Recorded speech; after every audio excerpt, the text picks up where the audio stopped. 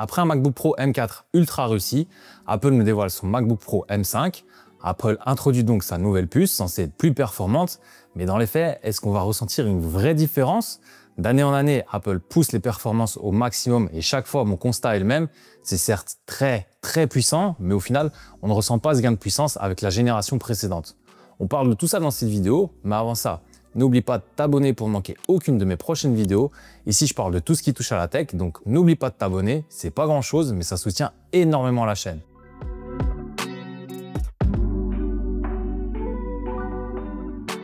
Alors on le sait, en termes de design, Apple n'est pas un grand artisan du changement constant. Et une fois de plus, avec ce MacBook Pro, Apple n'effectue aucun changement en termes de design. On a toujours ce magnifique châssis en aluminium. J'ai pris ici la couleur noire parce que vous le savez, je suis fan de ce coloris sur Mac. Ça donne un aspect super premium et très classe. Bon, malgré le traitement fait, il prend tout de même assez vite mes traces de doigts, ce qui nous oblige à le frotter quand même assez régulièrement. Personnellement, vous le savez, mais ce design nous plaît énormément et pour moi, il ne vieillit pas, il fait toujours aussi moderne. Et il faut l'admettre que quand on achète un objet qui est fait pour durer, on veut un objet qui soit beau et qui n'aura pas un design démodé dans un an. Force est de constater que ce n'est pas du tout le cas ici avec ce MacBook Pro. J'ai pris ce MacBook en 14 pouces parce que vous le savez, si je dois voyager avec, je veux que ce soit le plus compact possible. C'est assez léger et se glisse facilement dans n'importe quel sac à dos. Du côté de la connectique, rien ne change encore une fois. Et ça, c'est assez dommage car on n'a toujours pas de port pour carte CF Express qui deviennent de plus en plus utilisés dans le milieu de la création. J'aurais vraiment pensé qu'Apple l'inclurait cette année. C'est pas le cas et j'ai pas l'impression qu'ils aient envie de le faire prochainement. Mais sinon, du côté des connectifs, on retrouve un port HDMI, 3 prises Thunderbolt 5, une prise jack 3,5 mm et bien sûr le port MagSafe pour la recharge. On a donc une bonne connectique, mais encore une fois, c'est dommage qu'Apple fasse l'impasse sur le port de carte CF. Comme je le dis souvent, un MacBook va se garder facilement 5 ans et donc avoir les derniers ports permettent d'être tranquille pendant toutes ces années. Surtout que ces MacBooks sont conçus pour viser essentiellement les créatifs. Enfin voilà, du côté des connectiques, c'est plutôt complet. Je pense qu'un 4e port USB-C serait pas de refus parce que ça peut aller assez vite, mais dans l'ensemble, c'est plutôt bien. Et le clavier aussi, il est plutôt bon, même si vous le savez, je suis pas un fan absolu des claviers Mac, mais il reste quand même assez agréable à utiliser au quotidien.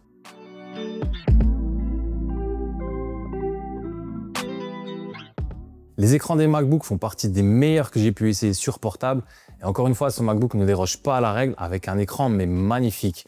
On a un écran liquide Retina XDR en 120 Hz, ce qui je dois avouer n'est pas un point primordial pour moi, mais une fois qu'on l'a, j'avoue que c'est quand même super agréable, ça rend l'expérience encore plus fluide, plus rapide, enfin bref, c'est vraiment exceptionnel. Concernant la calibration, on a un écran parfaitement calibré, on a de belles couleurs riches et naturelles, et vous le savez, surtout pour un portable visant les créatifs, c'est un point essentiel pour moi. Et je dois le dire, Apple a fait fort en ce qui concerne les écrans. C'est ultra important d'avoir un écran qui va permettre de pouvoir retoucher précisément les couleurs et c'est le cas ici. Avant de continuer aussi, n'oublie pas de t'abonner pour ne rater aucune de mes prochaines vidéos. C'est pas grand chose, mais en t'abonnant, tu soutiens énormément la chaîne, donc merci. Alors vous le savez, j'ai un 14 pouces, 14,2 pouces même pour être très précis. Et c'est vrai que pour du montage, c'est un petit peu juste et pas toujours super bien adapté. Mais je le sais en prenant ce type de modèle. Et surtout, quand j'ai des gros montages à faire, je passe sur mon Mac Studio pour avoir plus de confort. Donc si vraiment vous utilisez uniquement cette machine et rien d'autre sur le côté, peut-être qu'un 16 pouces pourrait être plus judicieux. Moi, le 14 pouces me va pour voyager et pouvoir le transporter donc partout plus facilement. Dernière chose, c'est toujours cette encoche. Je le dis depuis plusieurs années, mais elle n'a absolument aucun intérêt puisqu'on n'a pas de Face ID, on a bien Touch ID. Mais bon, on connaît Apple pour ça, ils vont mettre du temps à changer ça. Hormis ça, très honnêtement, j'ai pas grand chose à dire sur cet écran tant je le trouve excellent.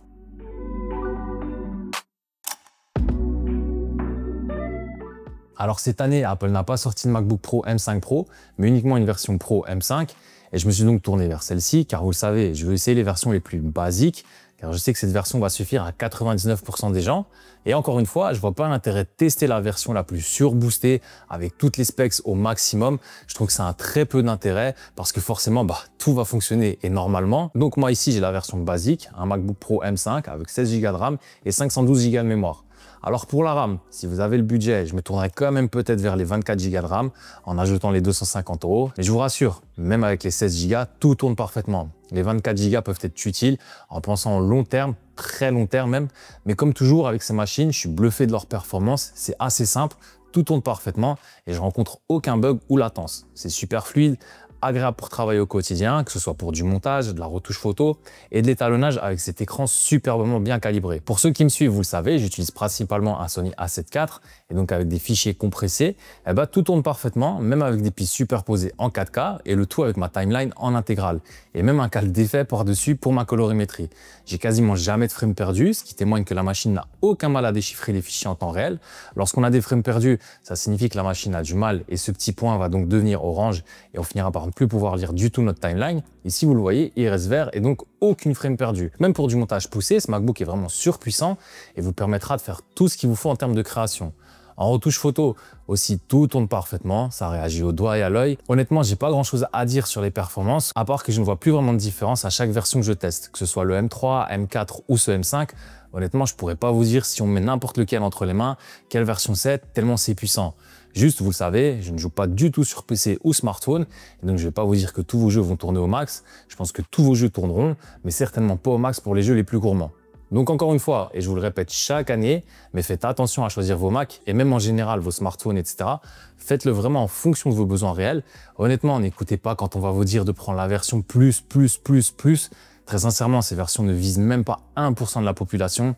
Ça va servir peut-être aux personnes qui font de la 3D et qui ont besoin de calculs énormes, mais voilà, ça s'arrête là. Ou encore peut-être aussi en musique. Mais si vous faites du montage, retouche photo sans partir dans des VFX ouf, etc., cette machine vous suffira, mais largement tellement elle est déjà surpuissante. Donc voilà, comme toujours, je suis bluffé des performances de ces MacBook Pro, c'est vraiment très impressionnant.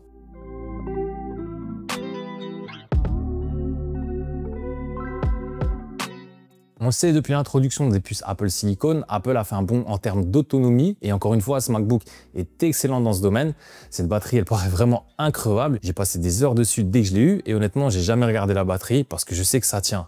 J'ai fait du montage, de la retouche photo pendant 4 à 5 heures et j'ai dû perdre environ 35% de batterie, ce qui est très peu au vu des ressources que prennent ces logiciels de montage et de retouche.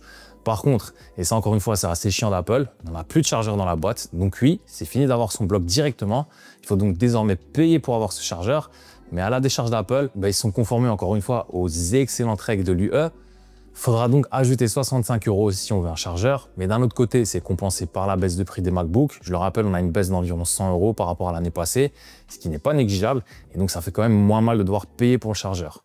Mais donc, hormis ça, encore une fois, au niveau batterie, Apple est dans le haut du panier avec ce MacBook Pro M5. Côté son aussi, je vous le dis chaque année, mais c'est réellement bluffant le son que procure ce MacBook Pro M5. On a un son ultra riche avec des basses super prononcées et c'est vraiment agréable pour écouter de la musique ou encore regarder du contenu. On a un son vraiment détaillé et ça change vraiment la donne. Je le répète, mais c'est encore une fois dingue le son qu'arrive à mettre Apple dans ses MacBook Pro.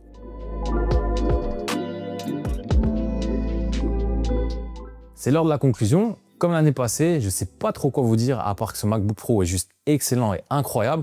C'est vraiment un bonheur à utiliser au quotidien et très sincèrement, dans le domaine créatif, je vois aucune marque pour le moment pouvoir concurrencer Apple. Tout est quasiment parfait sur ce MacBook Pro. Bien sûr, il y a des petits détails comme le fait de ne pas avoir de Wi-Fi 7, mais ça en Belgique, on est tellement à la traîne que bon, pour le moment, j'en ai pas encore l'utilité. L'impossibilité aussi de faire upgrade sa machine et notamment la RAM, ça reste toujours un point ultra chiant pour moi. Donc ça, c'est quand même dommage. Mais hormis ça, honnêtement, je vois très peu de points faibles à ce MacBook. Et en fait, même son seul point faible, c'est que c'est tellement puissant depuis des années que je vois pas de différence entre les M3, M4 et M5. Avec ces trois-là, à faire du montage poussé ou de la retouche photo, c'est ultra fluide et agréable. Et encore une fois, j'ai pas la version la plus surboostée et tout tourne parfaitement. Donc, mon seul conseil, si vous avez déjà un M3 au minimum, vous n'avez aucun intérêt à changer. Par contre, si vous avez un M2 ou moins, je pense que le changement peut être intéressant. Et encore, pour les M2, ça reste quand même à voir.